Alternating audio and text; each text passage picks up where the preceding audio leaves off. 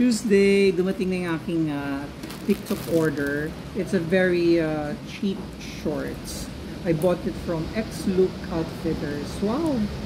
Bacoor lang sila. Hindi pa to yung hindi pa to yung binili ko na manggagaling ng Dongguan, China to the Philippines. Sabi ko dun sa isang story ba yun? Buti pa yung binili ko sa TikTok, mag-international travel. Tayo, nakatenga lang tayo dun sa harap ng elevator. Yung maraming mga magnets sa elevator.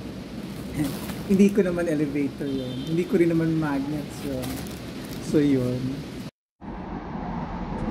Buti pa yung binili ko sa TikTok. Babiyahin na, naka-impake na. Don't go on to the Philippines. Ako na dito lang sa tapat ng ref.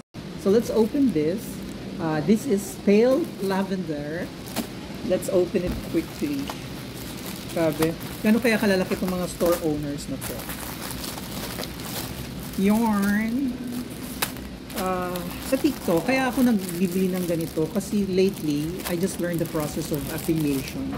Yung pagpupunta ka sa TikTok ko may yellow shopping bag na pag kinlik mo, you can see the products that I applied affiliation with. So, ganon.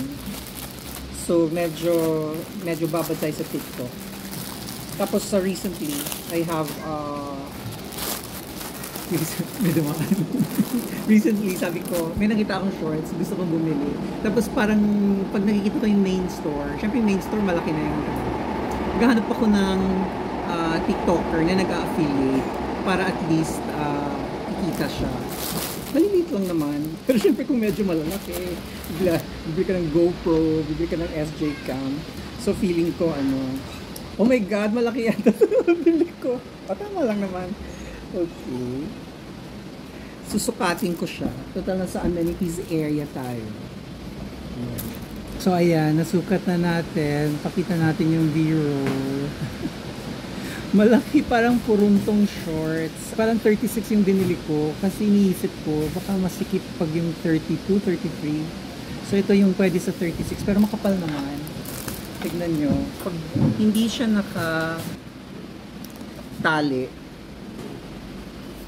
ganun ka laki. So yung mas mataba pa sa akin, carry pa. Pwede, hindi ko alam kung pwede kong iligo ito sa swimming pool. Anyway, thank you for joining me. This is a very short rabudolized. Ano kaya? Rabudolized. Anyway, please like and subscribe.